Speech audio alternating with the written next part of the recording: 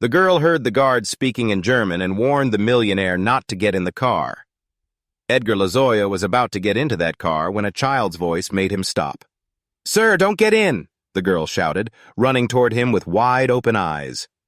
Edgar looked down and saw a small girl with dark hair pulled back in a crooked ponytail, wearing a somewhat wrinkled school uniform. She gripped her backpack strapped tightly and was breathing heavily. "What's wrong, little one?" he asked, frowning. The girl discreetly pointed to two uniformed men waiting by the black car at the entrance of the Fiesta Americana Hotel in the heart of Mexico City. They were two guards hired by the company where Edgar worked to take him to the airport. "They're planning a hit against you," whispered Gabriele Palacios, with eyes too serious for an 8-year-old girl. "I heard them speaking in German. They thought no one understood them." Edgar felt a chill run down his spine. He was financial manager of a German multinational and was in the city to close a major deal. Few knew about the amounts involved. He looked at the guards again, and then at the girl. "You speak German?" he asked incredulously. "Yes, sir. My grandmother was German, and she taught me since I was little," Gabriele replied.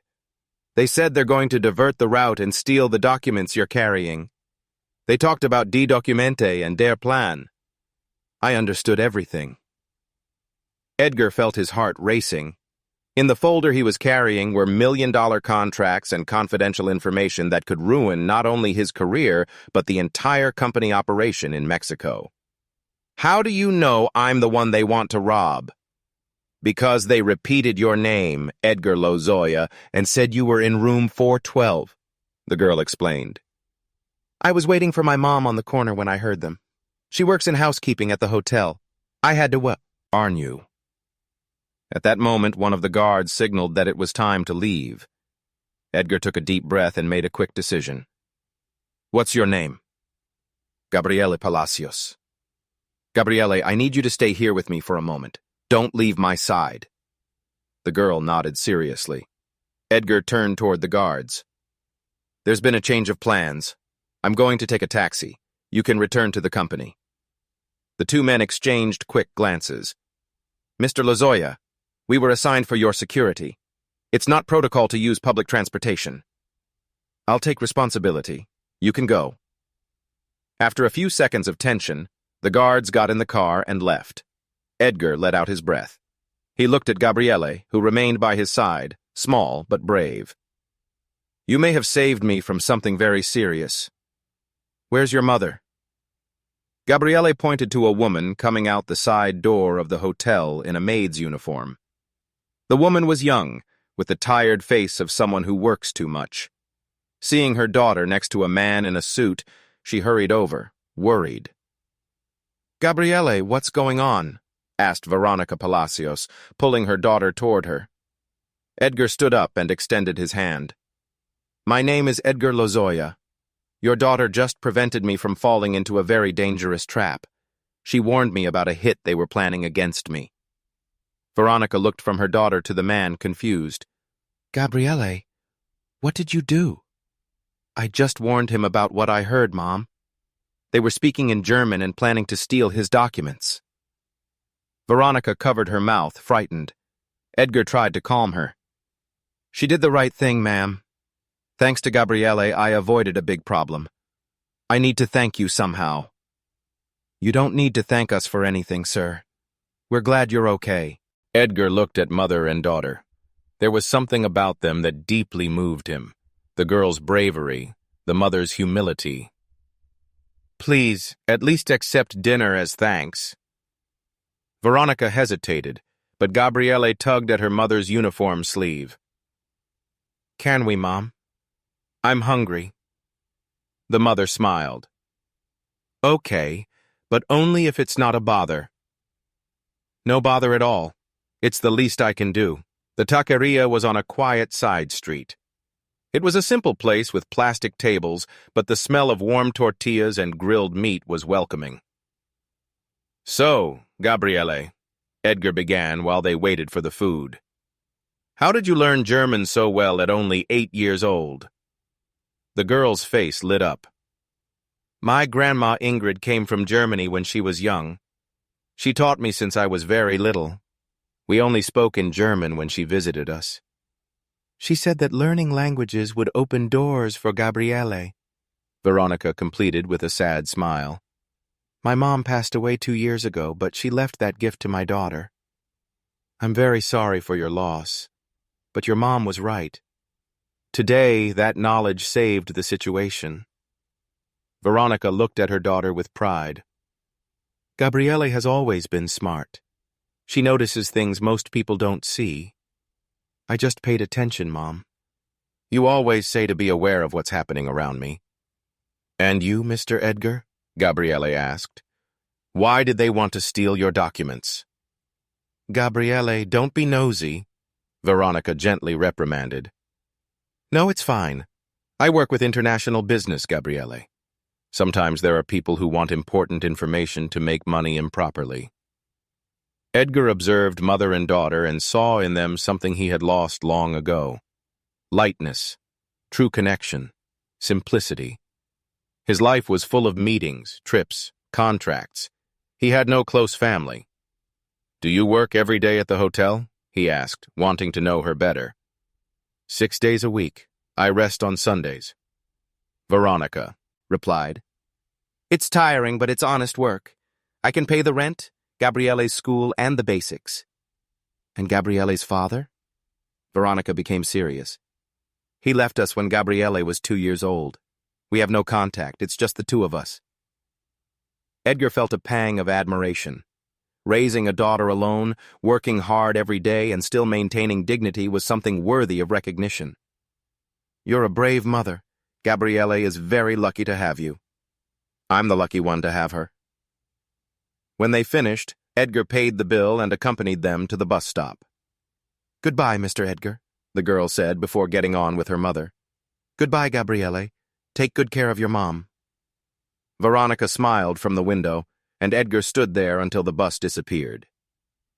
He returned to the hotel thinking about everything. Something in him had changed. For the first time in years, he wasn't thinking about contracts or money. He was thinking about people, about real connections, about how a simple act of bravery from a girl had touched his heart in an unexpected way. 3 weeks have passed since the dinner. Edgar returned to his usual routine. Trips, meetings, impersonal hotels. But something had changed. He found himself thinking about Gabriele and Veronica more often. The company investigated the 2 guards and confirmed that they were indeed planning a hit. They were fired and turned over to the authorities. One Saturday morning, Edgar decided to call Veronica. He took out the crumpled napkin he had kept in his wallet and dialed the number. Hello. Her voice sounded tired. Veronica, this is Edgar Lozoya. I hope I'm not bothering you. Mr. Edgar, no, of course not. How are you? I'm fine. And you and Gabriele are well, too. I called because I'd like to invite you both on an outing on Sunday. There's a children's book fair in Chapultepec Forest. I thought Gabriele might like it. Veronica was silent. That's very kind, but we don't want to take up your time. It's no bother, Veronica. I would genuinely like to spend time with you both. Okay. Gabriele will love it. The outing was light and pleasant. Gabriele chose 3 adventure books, and Edgar insisted on paying for them. They walked through the park, had ice cream, and sat in the shade of a tree. Do you like to read, Gabriele? I love it. My grandmother always said that books take us to places we would never visit. She was right. I also love to read. When I was young, books were my best friends. Did you grow up here in Mexico City? Yes. I was born and raised in Coyoacán. My parents had a small bookstore there. I spent my childhood among shelves and stories. And what happened to the bookstore? Edgar became serious. My parents died in an accident when I was 23 years old. I had to sell the bookstore to pay the debts. Since then, I dedicated myself to building a stable career. I never had time for stories again. I'm so sorry, Edgar. It must have been very difficult. It was. But life goes on. Gabriele, who was listening attentively, said, "You should read stories again, Mr. Edgar. They help us not forget to dream." Edgar looked at the girl and felt something tighten in his chest. "You're right, Gabriele.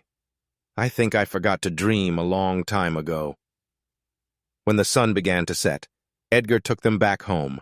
"Veronica, I'd like to keep seeing you both. Not always, but from time to time. I enjoy your company." "Why, Mr. Edgar? We're just simple people. You have such a different life."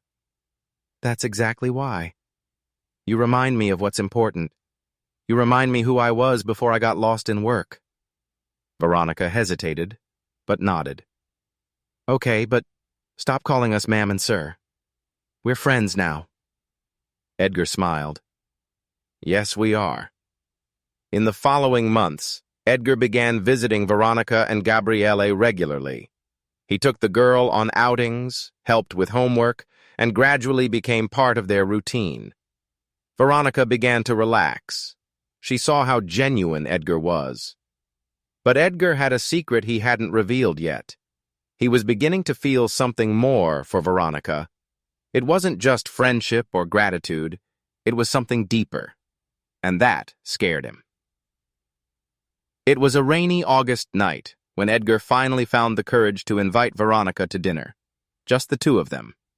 He had left Gabriele with a trusted neighbor. Veronica wore a simple but pretty dress. "You look beautiful," Edgar said. "Thank you. It's been a long time since I've gone out like this." The restaurant had dim lighting. For a few minutes they talked about light things, but there was tension in the air. "Veronica," Edgar began, "I need to tell you something." She looked at him attentively. "What?" "These last months getting to know you and Gabriele changed my life. I was living on autopilot, just working, not really feeling anything. But when I'm with you both, I feel alive again. I feel happy. I know we're from different worlds, but I need to be honest. I fell in love with you, Veronica." The silence was long. Veronica kept her eyes fixed on her trembling hands. When she raised her face, there were tears. "Edgar, I don't know what to say. I feel something for you, too, but I'm afraid." "Afraid of what?" "Afraid that it's temporary. Afraid that Gabriele will get even more attached to you, and then suffer if you leave. I already saw her suffer when her father abandoned us." Edgar extended his hand and took Veronica's. "I understand your fear. I won't promise that everything will be perfect, but I can promise that I'm sincere. I'm not going to leave. I'm not that kind of man." "I need time, Edgar. I need to be sure." "I respect that. I'll wait as long as you need." In the following weeks, Veronica reflected a lot. She talked with Gabriele indirectly. The girl's response was immediate. "I love Mr. Edgar, Mom. He's cool, he listens to me and makes you smile." One afternoon, Veronica asked Edgar to meet her at a cafe.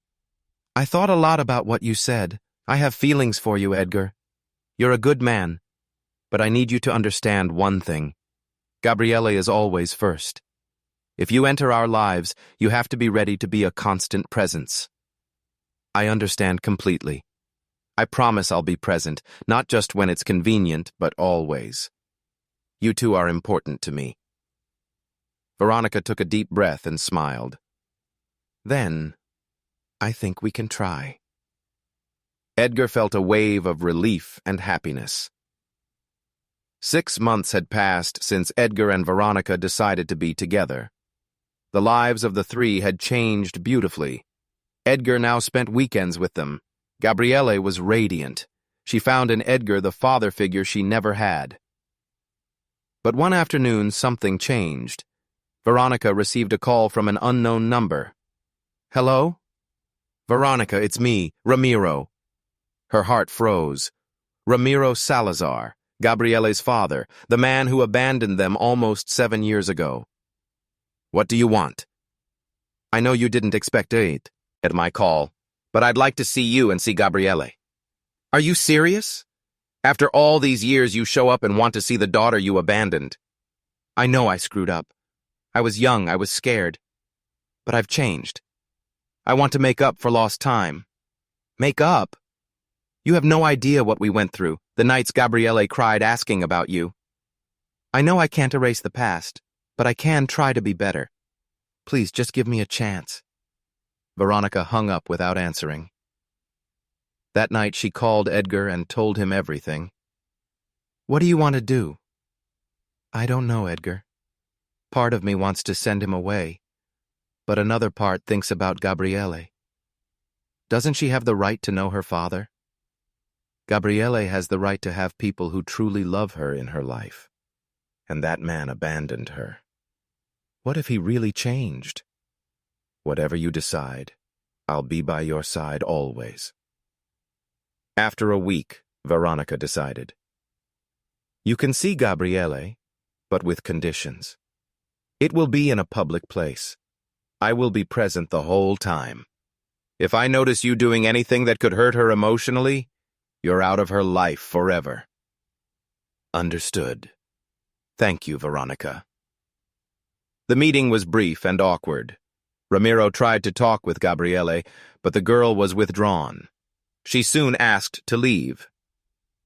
On the way back home, Gabriele asked, Mom, why did my dad never come to see me before? Sometimes people make mistakes, my child. I don't know if I want to know him. I like Uncle Edgar. He's always been here. And Uncle Edgar will always be here. Nothing will change that. That night, Veronica called Edgar. Edgar, I need to tell you something. I love you. And Gabriele loves you too. You are our real family. I also love you both more than I imagined I could love anyone. Ramiro tried to schedule more meetings, but Gabriele always resisted. After 2 months, he gave up. I see she doesn't want to know me. I lost my chance, but I wanted you to know you're an incredible mother. 2 years had passed. Gabriele was now 10 years old. Edgar had officially become part of the family.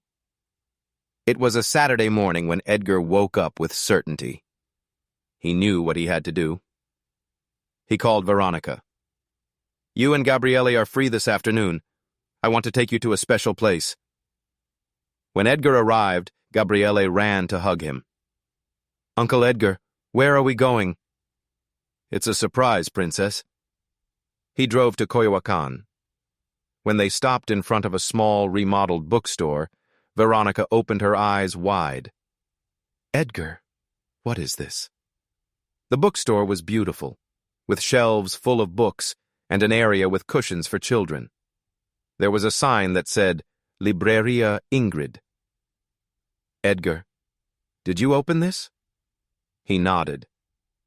I bought back the space where my parents had their old bookstore. I remodeled it and decided to return to what I always loved. Gabriele inspired me to rediscover my dreams, and the name is a tribute to her grandmother. Gabriele ran around in wonder. Uncle Edgar, this is the most beautiful place in the world. And you can come whenever you want.